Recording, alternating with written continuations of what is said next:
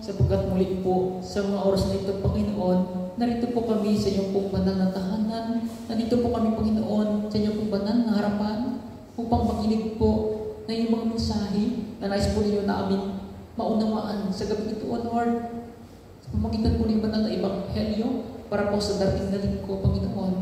Lord, dalangin ko po, Panginoon, dalangin po namin, O Lord, ang iyong pong pagkilos sa apat na sulok ng dahon ito. Dalangin po namin, O Lord, ang iyong pong pagkilos sa bawat isa po sa amin. Nang sa ganun, Ama, lahat ng mga salita, lahat ng mga mensahe na nais niyo po na iparating po sa amin sa gabi ito, O Lord. Ito po ay tunimo po sa aming mga puso't isipan at ang itong isa sa buhay, Panginoon. Lord, pagpalaan niyo po inyong pong abang lingkod. Sa iyo po lamang ang pong maasa, Panginoon. Kayo po, O Lord, ang aming pong maestro. Be our teacher. Be our leader tonight, Lord God. Nang sa ganun, Panginoon, mangyari po ang inyong pong banal na kalooban. Lahat ng ito ang maayang samang dalangin sa pangalan po ng iyong anak na si Jesus with the intercession of our Blessed Mother, Mary, ever Virgin. Amen. Sa pangalan ng Ama, ng Anak, ng Espiritu Santo. Amen. Purihin natin 13, verse 22 to 30. Ang Ebanghelyo ng Panginoon ay sa sulat ni San Lucas. Papuri sa iyo, Panginoon. Nagpatuloy si Jesus sa kanyang paglalakbay at siya ay nagtuturo sa bawat bayan at nayon na kanyang papuntang Jerusalem. Minsan, may nagtanong sa kanya, Ginoo, kakaunti po ba ang maliligtas? Sinabi niya sa kanila, pagsikapan ninyong makapasok sa makipot na pintuan. Sinasabi ko sa inyo, marami ang magpupumilit pumasok, ngunit hindi makakapasok. Kapag ang pinto ay isinaranda ng pinuno ng sambahayan, magtitiis kayong nakatayo sa labas at katok ng katok. Sasabihin ninyo, Panginoon, papasukin po ninyo kami. Ngunit sasabihin niya sa inyo, hindi ko kayo kilala.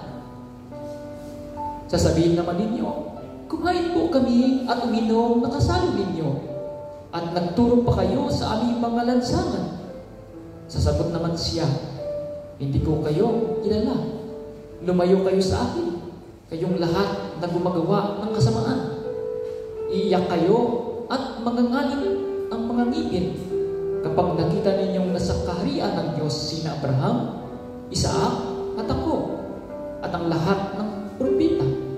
Habang kayo na may ipinagtatabuyan, darating ang mga tao uhat sa silangan at sa kanluran, sa hilaga at sa timog, at kakain sa handaan sa kaharian ng Diyos. Tunay nga, may nahuhuling mauuna at may nauunang mahuhuli. Mga kapatid ko sa pananampalataya, ang mabuting balita ng ating Panginoon. Pinupuri ka namin, Panginoong Hesukristo. Sabihin mo sa katabi mo, kapatid. Kapatid! Maganda ka pa sa gabi. Maganda ka pa sa gabi. Kapag ako sa gabi, no? Pag lalaki. Sabihin mo, kapatid. Kapatid! Ready ka na ba? Ready ka na ba? Pumasok! Pumasok! Sa makipot! Sa makipot! Na pintuan! Na pintuan! Ano sagot? Amen! Sabihin mo, dahil ready ka na pumasok? Dahil ready ka na pumasok? Sa makipot na pintuan? Sa makipot na pintuan? Be ready. Be ready! Pwede ka nang umupo. Sa magandang tinagpalang gabi po sa ating lahat, mga kapatid. Muli po sa gabi ito ay dito po sa ating binasang Ebanghelyo ay pinamagatan ko po itong sikaping makapasok sa makipot na pintuan ng kaligtasan. In English, strive to enter through the narrow door of salvation. Sapagkat dito po sa ating binasang Ebanghelyo, ito po yung tinutukoy dito, yung pagpasok sa makipot na daan, o sa pintuan, ito po yung pintuan na papuntang langit. Amen. Bakit kaya makipot ang pintuan sa langit? Kasi ang mundo, ang pintuan sa mundo ay malawak. Kaya ang pintuan sa langit, napakakipot po, ibig sabihin, kailangan po natin na mag-strive. No? Kailangan po talaga natin mag-effort, no? Para tayo ay maligtas. No? Huwag lang po natin iyaasa sa Diyos lahat. No? Tayo din mga Diyos, ay kailangan din ng Diyos ng ating kooperasyon. Amen. Amen. Hindi lahat ang Diyos ang gagawa. Ikaw din, gagawa ka rin. Amen. Diba? Ang pananampalataya na walang kasamang gawa ay patay. Amen. Kaya kapag ikaw ay nananampalataya, dapat gumawa ka rin. Mag-effort ka rin. Amen. Sabi mo, mag-effort ka. Mag-effort ka. Kasi makipot ang daan. Makipot ang pintuan, papuntang langit. Kailangan ng effort. Amen. Meron po tayong tatlong puntos na ating pong ninilayan. Strive to enter through the narrow door of salvation. Number one, ang gagawin po natin. Number one is strive to follow the word or will of God. Strive. Sikaping makasunod sa salita o sa kalooban ng Diyos. Amen. Amen. Kung kapag commander mo, pag hindi ka sumunod sa commander mo, ano mangyari? Mapapahamak ka. Pag sa army, kapag nag-command ang commander mo, kailangan sumunod ka. Amen? Amen. Pag sabihin ng commander mo, retreat! Huwag ka nang umurong pa. Huwag ka nang mag-forward pa. Retreat. Amen? Kapag nag-forward ka, patay kang bata ka. Amen? So, ganoon din po sa atin, no? Ang salita ng Diyos, kailangan sundin natin. Ang ano ba ng Diyos? Yun ang daan po natin para makapasok po tayo sa makipot na daan. Daan, yung pintuan, papuntang Langit. Kapag wala sa atin ang salita ng Diyos, wala rin po tayo. Amen? Amen. Kaya nga, nasanay po tayo, kumakanta po tayo sa, Your word is the lamp into my feet, in the light into my path. Diba? Yung salita ng Diyos, yun ang ilaw sa ating daraanan. Amen po? Amen. At sabi po ng Panginoong Hesus sa John chapter 12 verse 48, ito ang kanyang sabi, ang salita ko ang hahatol sa inyo sa huling araw. Amen? Amen. Kaya kapag hindi po natin alam ang salita ng Diyos, sigurado po talaga tayo po talaga ay maniligaw. Amen? At hindi po tayo makakapasok doon sa makipot na daang iyon. Amen? Ano ba ang kalooban ng Diyos para sa ating lahat? Gusto niyo ba malaman? Amen. Sabi sa unang Timoteo, chapter 2, verse 4, sabi po dito, ibig niya ang lahat ay maliligtas at makaalam ng katotohanan. Amen? Ano daw? Ibig ng Diyos, lahat ay maligtas at makaalam ng katotohanan. Ano ang katotohanan? Ano sabi ng Panginoon? Ang salita ng Diyos. John 14:6. Ano ba yung John 14:6? You are the way, the truth, and the light. Live by faith, not by sight. For you, I am the way, the truth, and the light. No one comes to the Father except through me. Amen. Amen. Dapat alam natin ang katotohanan. Si Jesus ang katotohanan, ang daan para tayo makapasok sa langit. Kaya mali ang ating panindigan. Sabihin natin na sa Diyos ang kami nananampalataya. E paano ito? Pag hindi dumaan kay Jesus, hindi tayo makapunta sa Ama. Amen? Huwag yung kay Kuloy, kasi sabi ni Kuloy, pag hindi dumaan sa Kanya, hindi maliligtas. Patay tayo dyan. Siya tayo may-ari ng sanlibutan. Huh? Pag may-ari ng sanlibutan, bakit kayo nagtakot siya? Takot sa kanyang mga nilikha. Diba? Nagtago pa siya bago siya makulong. Bago mahuli. Meron bang, yun ba yung anak ng Diyos? Diba? Natatakot ka sa nilikha mo? Ang Panginoong Isus, siya natakot sa mga nilikha niya. Diba? Nagpahuli pa siya. Diba? Nung tinagpas ng alipin ng pare, diba? Tinagpas yung tenga ni yung alipin dahil sa ayaw ni Pedro na huli ng Panginoon. Pero ang Panginoon, willing po siya magpahuli. Amen. Diba? Napansin niyo? Buhay kayo magpahuli. Diba? Hindi siya natatakot na huliin siya sapagkat siya ang katotohanan. Amen. Amen. So, sabi ko po sa sulat niyo, sa Joshua, chapter 1, verse 8, sabi ko dito, huwag mong kalimutang basahin ang aklat ng kautusan. Pagbulay-bulayan mo ito, araw at gabi, para malaman mo kung paano mo magtupad ng mabuti ang lahat ng nakasulat dito. Kung gagawin mo ito, uunlad ka at magtatagumpay. Amen. Mahilig ko tayo sa bigaw na tagumpay. Di ba? Mahilig ko tayo sa bigaw ng tagumpay. Mahilig ko tayo sa bigaw noon ng tagumpay. Pero sasabi pala dito sa Joshua chapter 1 verse 8, pagbulay-bulayan mo ang kautusan, ang libro ng kautusan, at sikapin mo na masunod ang lahat ng iyon. Kapag yan ang gagawin mo, ikaw ay sasagana at magtatagumpay. Siksik, lig, at umaataw pa talaga. Amen. Amen. So yun pala ang ating pong kailangan gawin.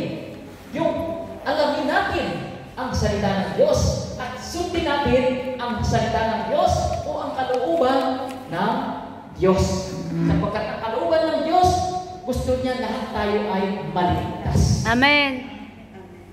Amen?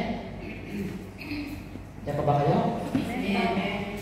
So, ang kautusan ng ating Panginoon, ano ba ang kautusan? Ano ba sinabi ng Panginoon? The greatest commandment. Ano yung the greatest commandment? Dalawa po yung binigay ng ating Panginoong Isus. Una, ano yun? Love God. With all your heart, soul, and mind. And number 2, love your neighbor.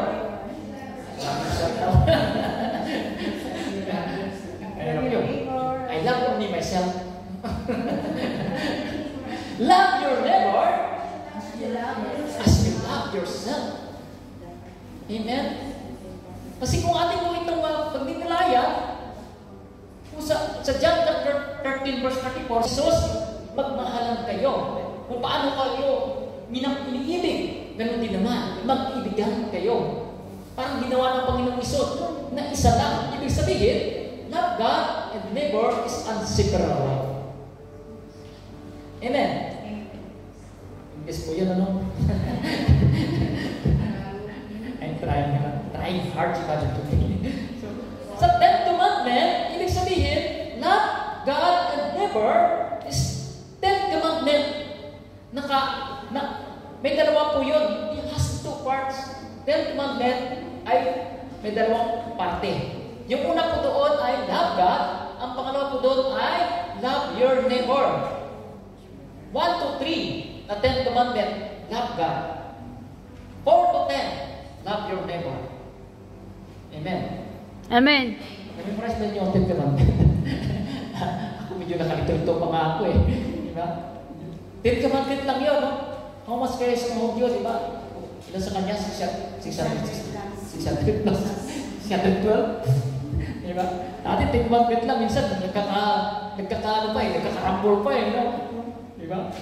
So dito po, sa 10 commandment, ito po, yung una po dito ay love God, no?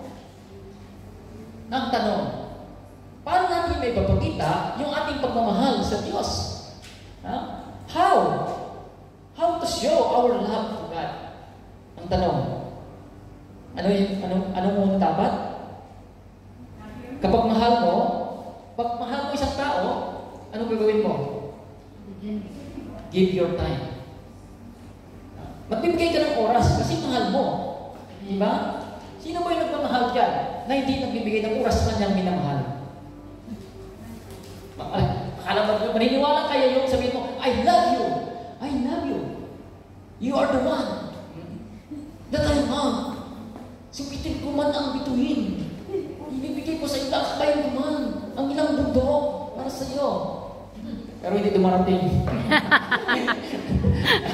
Hindi ba? Tula lang pala yun. Tula lang yan. Kunwari lang yun. Props na pala yun. Ano? I love you, pero wala kang oras sa'yo. Maniwala kayo yung minamahal mo? Ha?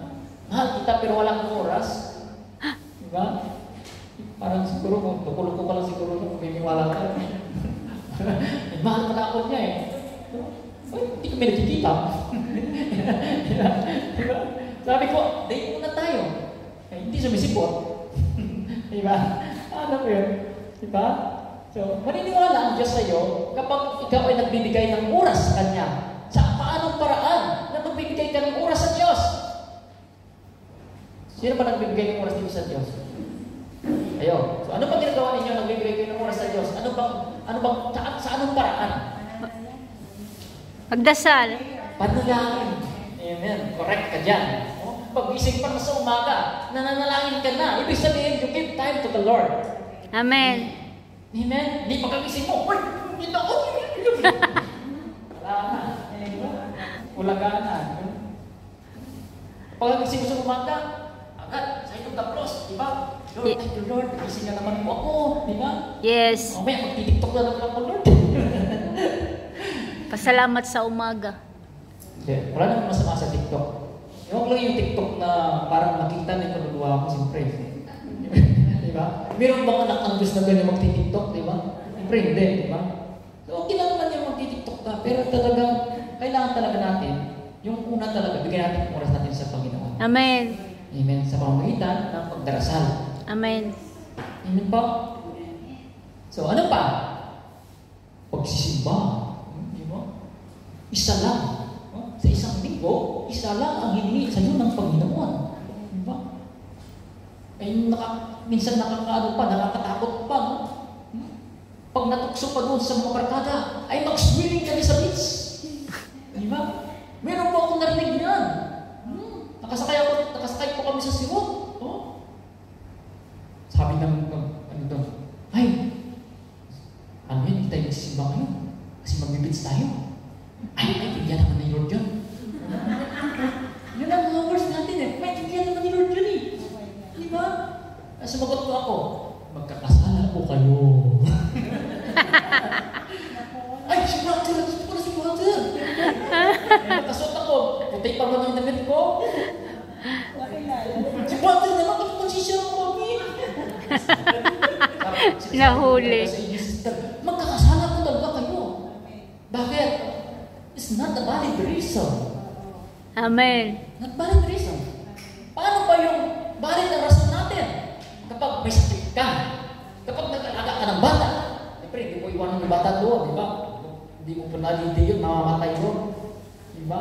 Pag talagang impossible talaga na makarating ka sa misa, nagpabuwabaha, di ba? Naglalangslide, alam ka naman, sugod ka ba? Di ba? Amen. Depende sa rason, depende sa valid reason. Kasi, ang linggo talaga, we are obliged. Talaga na makapagsimba. Ano po, tayo po yan sa ating canon law, 1247. Lahat na tayo obliged to attend Sunday worship. Amen. At makapagpahinga po tayo with the Lord. Amen. Yung iba nakakalungkot. Linggo, nagtatrabaho, wala nang simba-simba. Paano kaya yun? Kaya ako sa bahay, yun ang palagi ko nito, parang nasasawa na siya sa akin. Kaya minsan na, magsimba kayo na yun. Hindi. Bakit? Wala kong masahe. Ha! Hindi ko dinadala. Sabi ko, ginawa mo pa kami nga, kami pa yung nagdahilan na pagkakasala mo. Bakit? Dalawa yung ako ko nakamasahe, magsisimba. Tayo dyan. Sabi naman ng kapatid namin na pinagdala ng pera. Hindi naman nagsasabi eh. Siya. Sabi ko, malayo ako. Ngayon, ikaw nagtatrabaho sa bahay, responsibilidad mo yan sila sa bahay. Pag linggo, ang trabaho mo, hindi yung kahit-kahit sa bahay, hindi yung trabaho mo, magsisimba kayo. Yun ang trabaho mo. Amen. At least sinasabi ko, kasi pag hindi ko sabihin, magkakasala ako. Sin of mission. Kasalanan, pagkukulang. Kaya nga sa atin na nagsasabi sa misa, nagkakasala pa ako sa isip, sa salita, At sa gawa. Sa aking pagkukulang. Patay tayo dyan. Yung pagkukulang na yan. Ha? Ang binigyan ng marami ay hanapan ng marami. Di ba? Yung nasasabi ng nakarang Gaston, 2 weeks ago ba yun? Amen? Amen.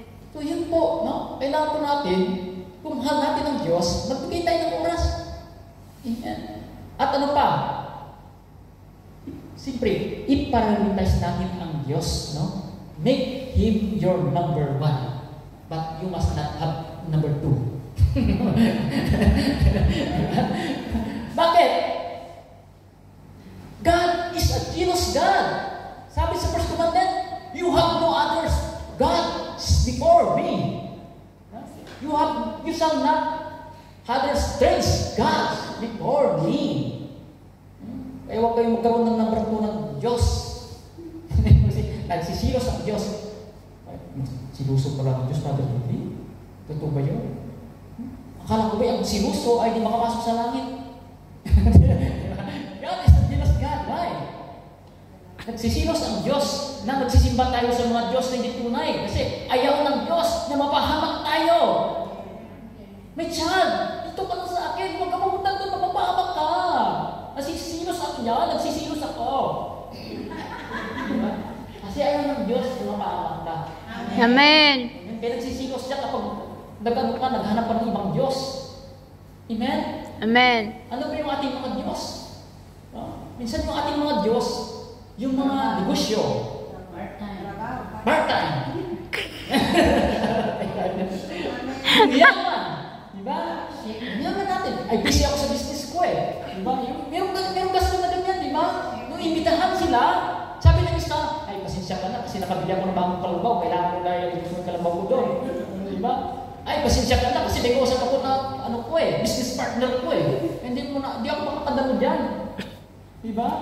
Maraming rason. Diba? Maraming rason. Minsan tayo yun na naging Diyos-Diyosan natin. Kaya nung nakaraang gospel pa, diba? Yung mayamang hangal, diba? Kaya, Mayamang hangal. Sa lupa. Pero sabi ng Diyos, ay dukha siya sa paningin ng Diyos. Amen. Mayaman ka lang dito sa lupa, pero sa langit. Sa langit wala kang yaman. Amen? Amen. Kasi parang yun na yung Diyos na eh. Sige, ngayon marami na akong naipon, kaya gagawin ko na lang ngayon. Ako ay kakain, nag-iinom, ng chicks, at magpasarap sa buhay. Sabi ng Diyos, hangal. Yung gabi, ay ka na. Kanino pupunta yan? Nag-iipunan mo, pinaghirapan mo. Nag-ibang ko yung mga kamalig ng maliit, tapos nagpatayo ka pa ng malalaki. Yung lahat ng yan, hindi mo na mapagilibangan. Kasi ngayong gabi, goodbye, I hate to see you go. Patapagod. Papahinga. Bakit? Walang kinikilala ng Diyos eh. Di ba? Kinikilala niya yung Diyos, ano ang meron siya. No? Nagtitiwala siya sa mga bagay na meron siya.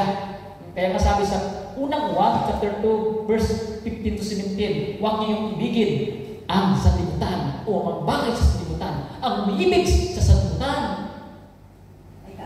ay hindi umiibig sa Ama.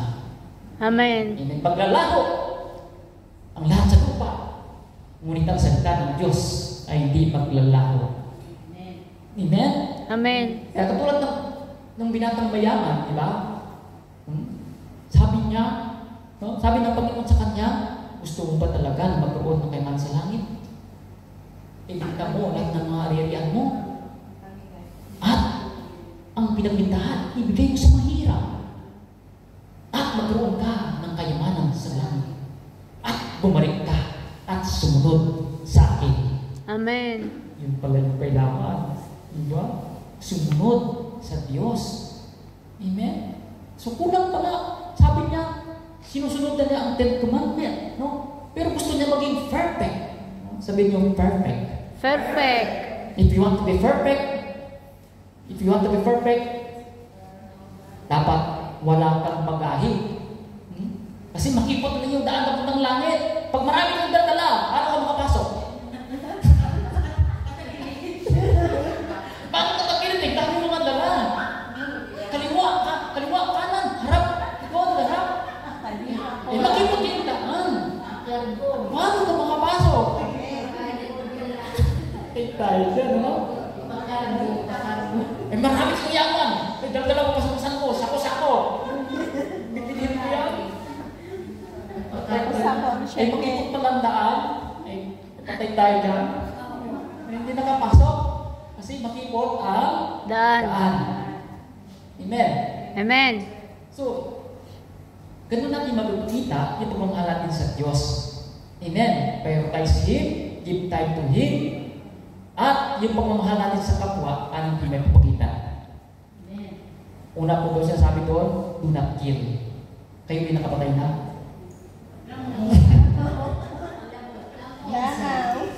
From my sinasabi sa Bible, ang namuot sa kanyang kapatid ay nangatay tao. Ibig sabihin, di ka nakapatay ng literal na pagkapatay. Pero pag mamuot ka na sa kapwa ko, nakapatay ka na. Mamamatay tao ka na. Amen? Kaiwasan po natin ang buot, galit, at hinanakit. PGH. Buot, galit, at hinanakit. PGH.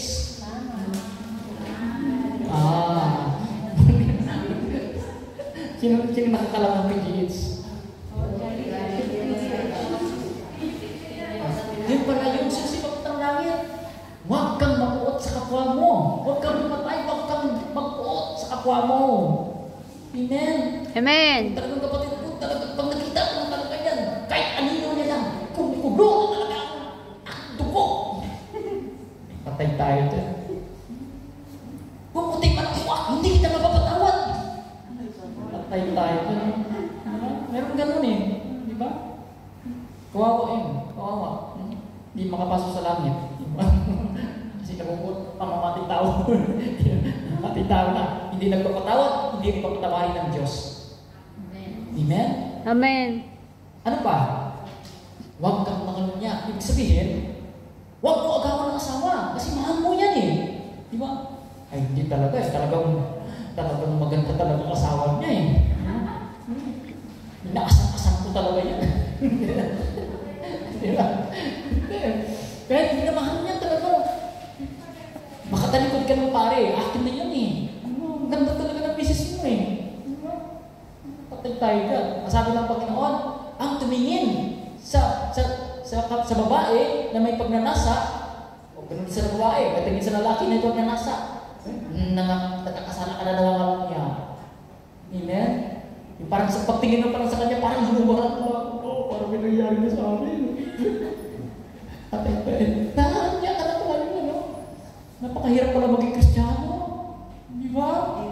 Hindi ka pala pwede tumingin sa babae at saka takam ka dyan. Okay lang babae, takam ka sa wow, macho! Di ba? Parang sabi na, ay nakakalaglag na. Atay tayo dyan. Mga trips na gano'n, di ba? Ibig sabihin niya, yung kirip-kirip ka na, parang feelings mo na, parang, ay, nako, tuloy! Diba? Parang kita ng artista, what? Yung akala mo naman eh, ewan. Ano pa? Sabi doon, do not steal. Huwag kang magnakaw. Kapag mahal mo ang kapwa mo, pag nangkawan mo ba? Amen. Kaya pag mahal mo ang kapwa mo, huwag mo kang nakawan. Amen. Amen.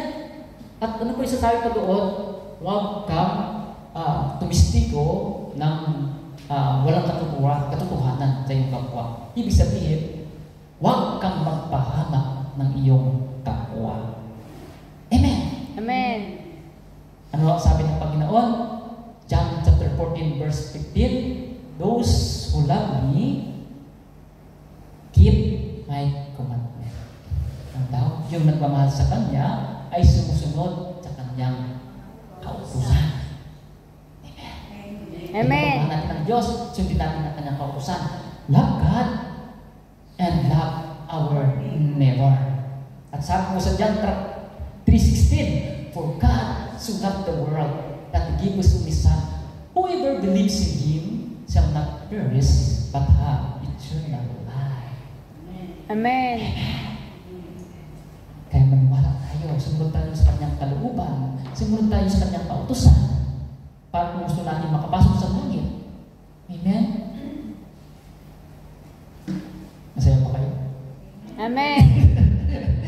Grabe naman. Yun ang una, strive to follow the word or will of God. And number 2, striving for perfection. Ang bigat naman, brother. Striving for perfection or holiness. Pagsusumikap o magsumikap na maging banal or perfecto. Hindi yung banal ng santo, banal ng aso, santong kabayo, natatawa ako.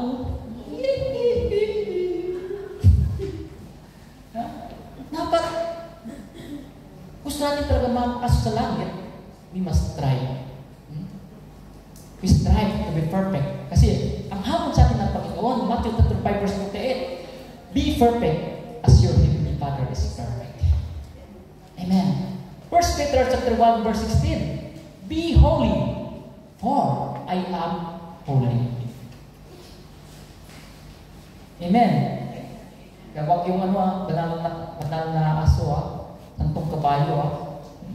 Kasi ang hamon sa atin ng Panginoon, be perfect, be holy, for I am holy. Well, sabi nga po sa Genesis chapter 1 verse 26-27, we are created in the image and likeness of God. Amen. Kaya dapat gumagawa po tayo para po katulad ng ating Diyos na holy. Gagawa din tayo ng mga bagay na holy sapagkat ang Diyos na nilikha sa atin, nilikha tayo ng kanyang gawamis. Kaya pag labag sa kalooban ng Diyos sa ating ginagawa, parang nawala na yung pagiging nilikha tayo ng Diyos na kanyang image at kamukha ng Diyos. Amen? Dapat lang tayo, na matagal tayo sa buhain, o palagi tayo nagsisimba, dapat ay nagiging banal tayo. Little by little every day. Amen? Amen. Practice makes perfect. Amen?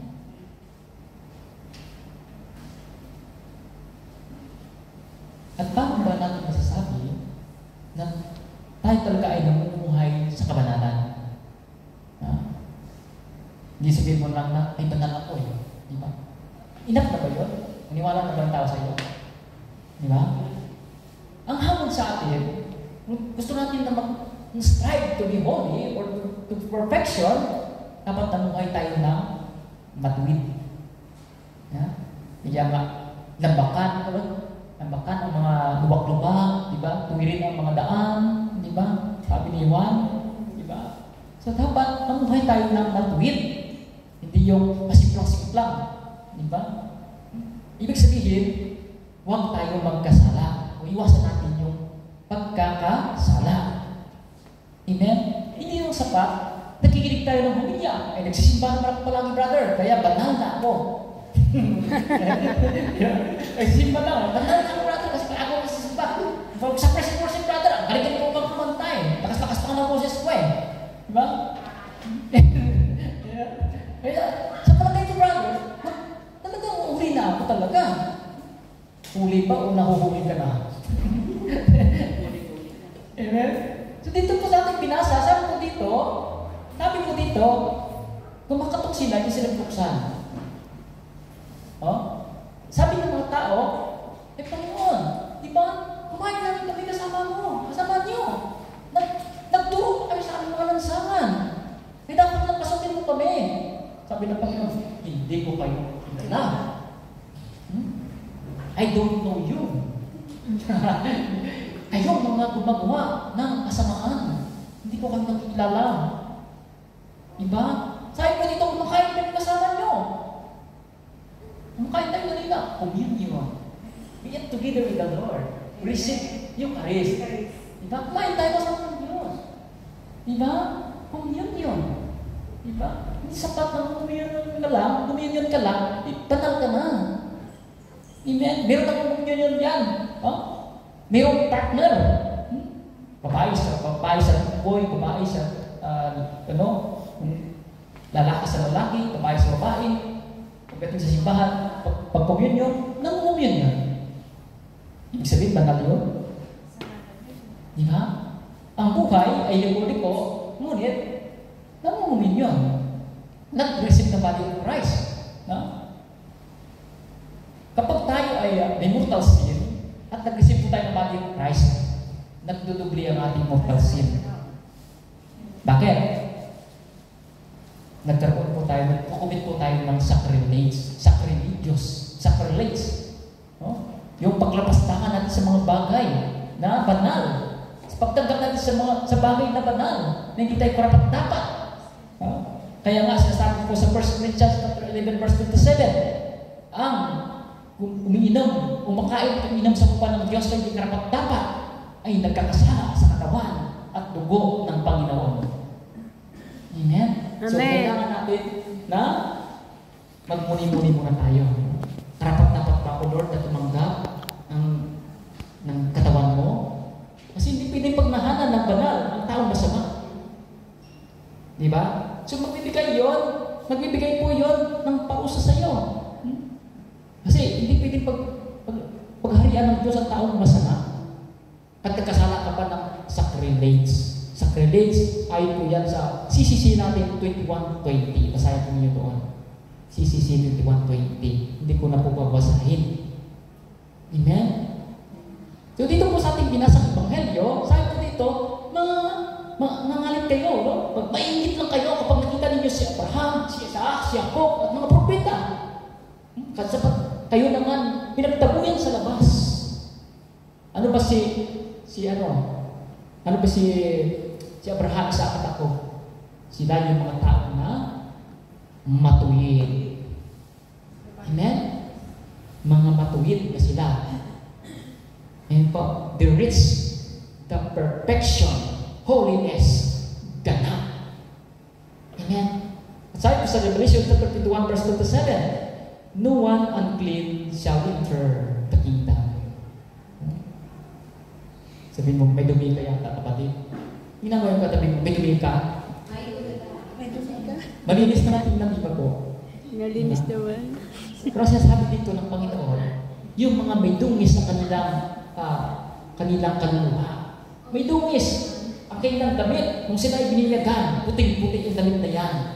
Bakit ngayon ay may mancha na?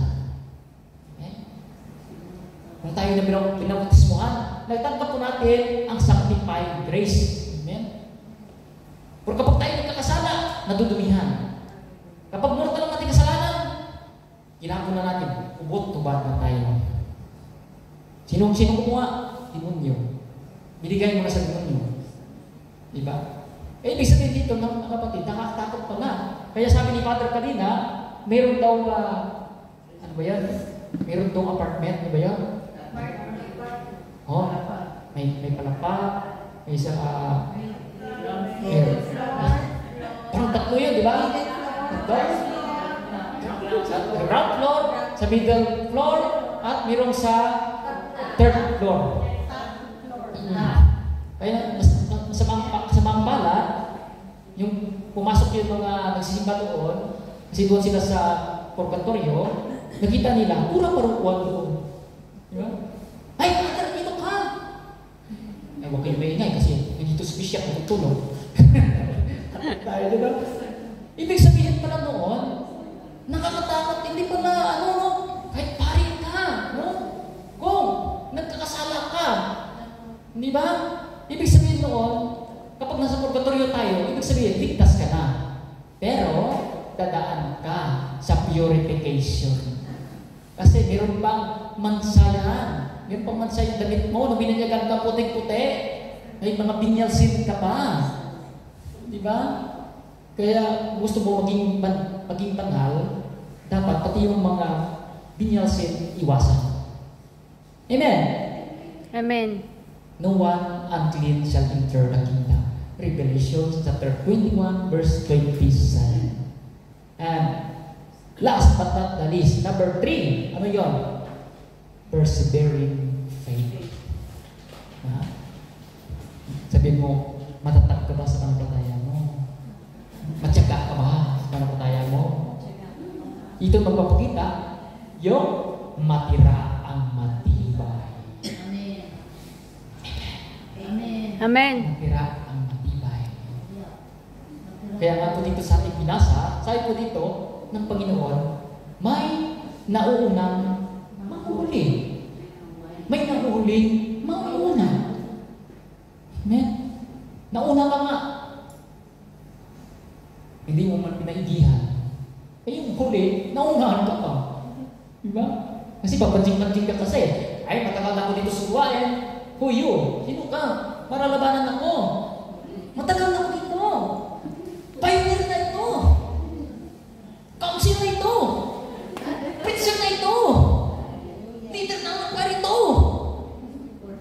Ikaw, bago ka lang dito. Who you? It's me. Diba? Kaya may naunang nahuli talaga. Ano? Dito ka lang pero atid ka lang dito. Physically present, mentally absent. Diba? Diba? So sabi nga ni San Pablo sa pangalawang Timoteo, chapter 4, verse 7, pinagbuti ko ang aking pagkikipaglaban. Natapos ko na ang dapat kong takbuhin at nanatili akong tapat sa pananampalataya. May takbuhan pa ito. Kaya kapag takbuhan, pag sumali ka sa takbuhan, di ba? Hindi pwede pa bading-bading ka. Pag sinabi ng pagputok, boom! Takbo na! Wala na paano pa, kabigay pa. Allah, bigay mo na. Tudong bigay. Ang bakuri. Lahat ng lakas mo, ibigay mo na. Lahat ng pinakamabilis mo, ibigay mo na. Di ba? Takbuhan pala ito. Amen? At ang umayaw, hindi magwawagi. Kaya maraming nag-back out na. May kaaway dito sa gawain, mag-back out. Hindi na ako ating nagawain. Diyan, bakit ako dyan?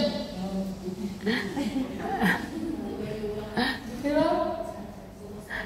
Pag hindi nagustuhan yung pare, suso kita pare, marami hindi na ako nagsisimba.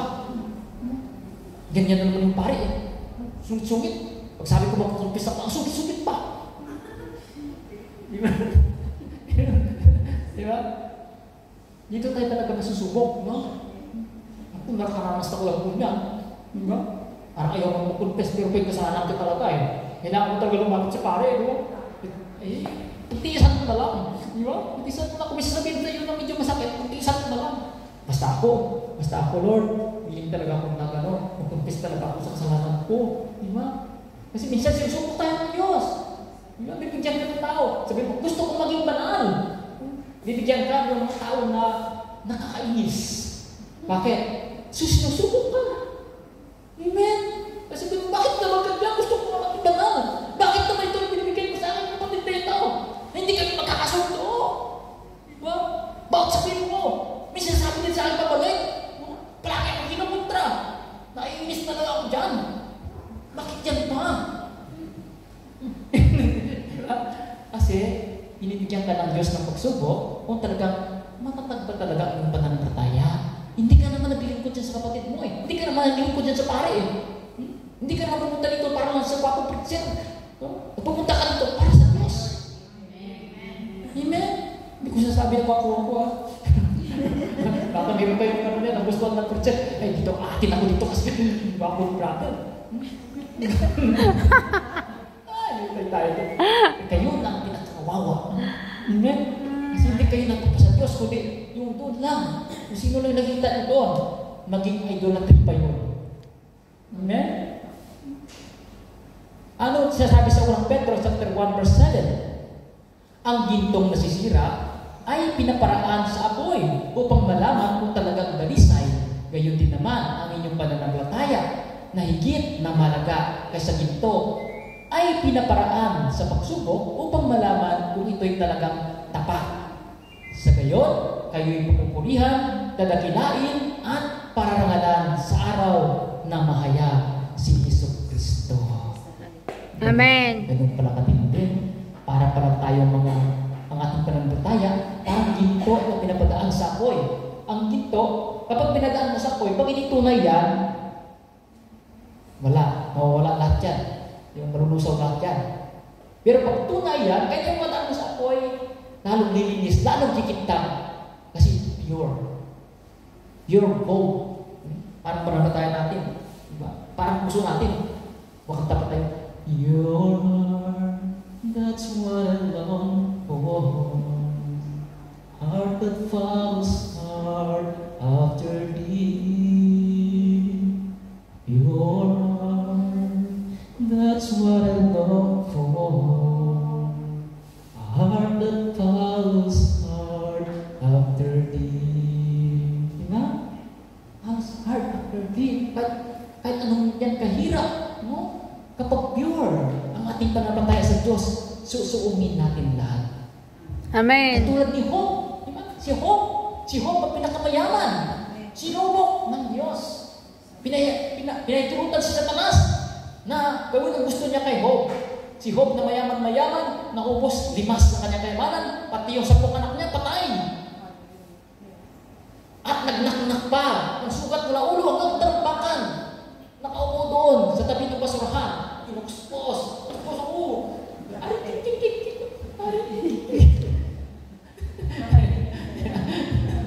Sabi ng asawa niya, masahin niyo yan sa Job chapter 2 verse, kahit yun na sa 9 and 10. Sabi ng asawa niya, manatili ka ba bang matuwid? Sumpain mo na ang Diyos mo para mamatay ka na. Yung asawa mo, sabihin sa iyo na, sumpain mo na ang Diyos para mamatay ka na. Anong sagot ni Job? Pagpapala lang ang gusto mo. Hindi mo natindihan ang sasabi mo eh. Di ba?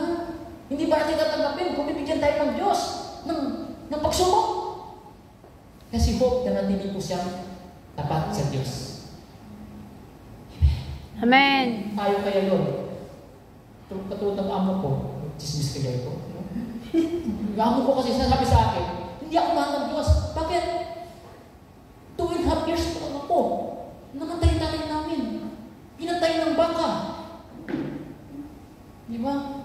Sabi ko, ibig sabihin, ako hindi ako mahal ng Diyos. Bakit? 9 years old pa lang ako, namatay ng tatay namin. Di ba? Sabi ko, bakit ano nangyari sa'yo? Namatay ng tatay mo? Napahamak ka ba? Hindi naman. Tinulungan ako dito ng kibots. Ayan naman pala eh. Ibig sabihin, ang Diyos na rin, hindi ka pa rin pinabiyaan. Kasi Amen. siya, may ginamit sa instrumento para sa iyo. Amen. Yung emote. Emote lang yan. Akala mo lang yun. Akala mo lang wala. Pero meron. Merong ginagawa ang Diyos sa buhay mo. Amen. At sa mga alagad ng ating Panginoong Hesus, lahat po sila ay nagtagumpay. Maliban lamang kay Judas. Kasi si Judas, siya mismo ang kumitil sa kanyang sarili. Kaya hindi siya naging matagumpay. Amen? At lahat ng mga alagad ng ating Panginoong Hesus, namatay sila martir. Maliban lamang kay Judas at kay John the Beloved. Kasi si John the Beloved lamang ang namatay sa katandaan. Amen? Amen. Kaya huwag kayo matakot na maglingkod ng Diyos. Hindi lahat minamartir. Kasi andyan si John the Beloved, hindi naman pinatay siya. Hindi naman siya namartir. Di ba? Amen? Amen. Baka sabihin mo, natakot kasi ako, bitakot kasi ako sa Diyos, brother. Kaya hindi ako magsisimba. Kasi andyan ang Diyos eh. Kaya hindi ako mamunta kasi natakot ako sa Diyos eh. Hindi ako mamunta sa simbahan. Ay takot sa Diyos. Amen? Nakuha niya, no? Amen. Yeah. Ang manatiling tapat hanggang wakas ang maliligtas. Sabi sa Matthew chapter 24 verse 12 to 13, ang kasama ay nalaganap, kaya manlalamig ang pag-ibig ng marami, ngunit ang mananatiling tapat hanggang wakas, siya maliligtas. Amen. Ang tanong, hanggang kailan ang ating pagtitiyaga? Hanggang kailan tayo ipaglaban natin? Kasi ang matira, ang matibay, kaya dapat maging tapat tayo hanggang wakas. Sabi ng Panginoon Hesus, siya mismo nagsabi, ang manatiling tapat sa Kanya, umiibig sa Kanya, hindi siya ipagpapalit. Hindi kita ipagpapalit sa anumang bagay dito sa daigdig. Di ko kayang malayo sa'yo. Ano yan? At sabi po dito sa Ebanghelyo po natin, sabi mo doon, pag naisara na ang pinto ng samayan, hindi na tayo makakapasok. Amen? Kaya ngayon pala, lumapit na tayo sa Diyos at ibigay natin ang ating buong buhay sa Kanya. Ialin natin ang buong puso natin sa Diyos, ang ating buong buhay sa Diyos. Amen? Kasi hindi natin alam. Mamayang gabi, matutulog tayo. Hindi na tayo nagising. Tapos, kumatok tayo, nakasara na pala ang pintuan. Kasi, hindi tayo naging ready. Pabaya tayo. Hindi tayo sumasunod sa kalooban ng Diyos, sa salita ng Diyos, at hindi tayo nagsumikap na magbago, magpakabanal, at hindi po tayo naging nanatiling tapat sa Diyos. Kaya, sa oras na ito, it's time. Ito na yung tamang panahon na tayo ay lumapit sa ating Panginoon. Hindi pa huli ang lahat. Ngayong gabing ito na po yung pinakamagandang pagpapala sa atin ng Diyos. Sapagkat narinig po natin ang kanyang mensahe. Mapalad po tayo mga kapatid. Sa gabing ito na nakarinig ng kanyang salita, ang kanyang mensahe. Ngayon pa lang, kailangan natin mag-prepare. Ngayong gabing ito, baguhin na natin ating pamuhay. Pagsumikapan po natin na makasunod sa kanyang salita, sa kanyang kalooban. At pagsumikapan po natin, araw-araw, magbago tayo ng buhay sa kabanalan. At manatili po tayong matatag sa ating pananampalataya. Manatili po tayong tapat sa Panginoon. Sapagkat wala tayong ibang mapupuntahan pa. Ang buhay natin dito sa lupang ito matatapos. Pero ang tanong, saan pupunta ang ating kaluluwa? Kaya mga kapatid, mapalad tayo. Nalaman natin ano pa talaga ang ating gagawin para makapasok po tayo sa makipot na pintuang ito. May mapalad ka kapatid. Ngayong gabing ito nakarinig na kanyang salita, mapalad ka. Kaya may panahon ka pa na magbabago. May panahon ka pa na magsisi. May panahon ka pa. Hindi pa huling lahat para sa iyo. Ikaw, marami ka pagkukulang pagkakasala. Examine your conscience. Go to confession. Kung alam mo na ito ay mortal na kasalanan, go to confession. Kahit ngayon pa lang, dahil walang pari ngayon, hindi ka mapag-confess. Kapatid, kapag nagsisig ka ng taos sa puso mo ngayon, kahit mortal sin pa yan, at hindi ka pa nakapag-confess sa pari. Kasi walang pari ngayong gabing ito. At yung gabi, kung sa gabi ngayon, ngayong gabi mamamatay ka, na may mortal na kasalanan ka, kapag nagsisig ng taos sa iyong puso, sigurado, maliligtas ka. Kasi alam ng Diyos, God, hindi lang po siya tagausga. Siya din ang Diyos natin na makatarungan. Yes. Alam ng Diyos ang nilalaman ng ating mga puso. Alam niya ang sitwasyon. Alam niya kung ano nasa isip mo. Kaya kung taos-puso ka nagsisisi ngayon, kapatid, makakapasok ka. Kahit mamatay ka sa gabing ito, makakapasok ka pa rin talaga sa magpipot na pintuan. Amen. Yan. Salamat po, Panginoon. Salamat po, Lord, sa mga mensahe na aming pong natanggap sa gabing ito kayo, Lord. Salamat po, Panginoon, sa pagsama po ninyo sa amin. Salamat po, Panginoon, sa nagtagumpayan po yung mga gawain. Salamat po, Lord, sa mabuhay ng mga kapatid kong ito, Panginoon, na wala pong sawa, Panginoon, na pumaparito po sa ibalang gawain upang makinig po sa inyong Panginoon. Upang makinig sa inyong banal na salita sa mga mensahe, Panginoon. That all grace, Lord God, ay pinagkaloob niyo po sa kanila, Panginoon, at sa aming lahat po, Panginoon. Salamat po, Lord. Salamat po sa lahat at patuloy po pagpalain, Panginoon, ang private prayer group, Panginoon, sa Panginoon Mr. Jamie, Panginoon, sa kanyang kasama na po, Panginoon, patuloy pagpalain niyo po mga lingkod dito, Panginoon, sa mga choir, mga awit mo dito, Panginoon, sa mga instrumentalist mo dito, Panginoon, at sa lahat ng mga attenders mo dito, Panginoon, na walang sasawa na dumadalo po siya ba ng gawain, at yun po, Panginoon, sa mga nanonood sa kanyang mga tahanan, Panginoon. Lord, hindi po maiksi ang inyong kamay, napitin po sila, Panginoon. Lord, lahat ng mga panalangin ng kapatid na ito, Panginoon, we believe in the right time, Panginoon, na ito po inyo pong tutubunin, Panginoon.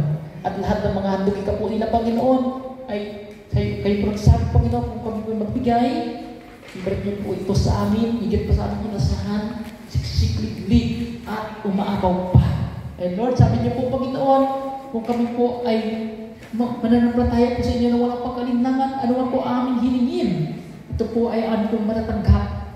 Kaya Lord, lahat ng panalangin namin ito, Panginoon, nakasulat ng po, Panginoon, sa mga prayer request namin, Panginoon, ito mo po ay nasa puso po namin, Panginoon. Lord, saksik niyo po ang nilalaman ng aming mga puso, Panginoon. And Amen. Lord, we believe, Lord God, in the right time, Panginoon, ito po yung pagkaloob.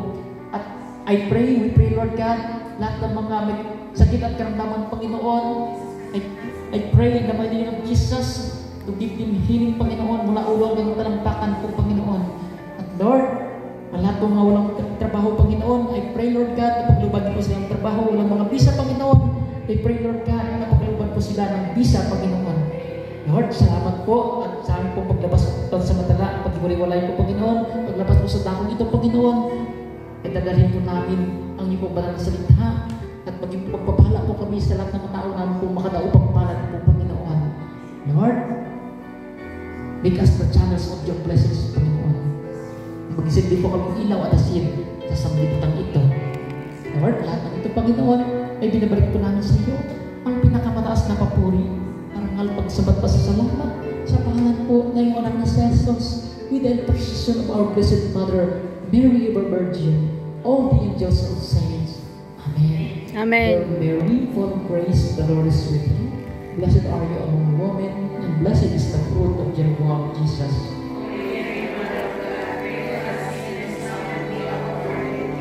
Glory be to the Father, and to the Son, and to the Holy Spirit. Glory be to the Father, and to the Son, and to the Holy Spirit. All together, glory be to the Father, and to the Son, and to the Holy Spirit, as it was in the beginning, is now, and ever shall be, world without end. Amen. Sa pangalan ng Ama, ng Anak, at ng Espiritu Santo.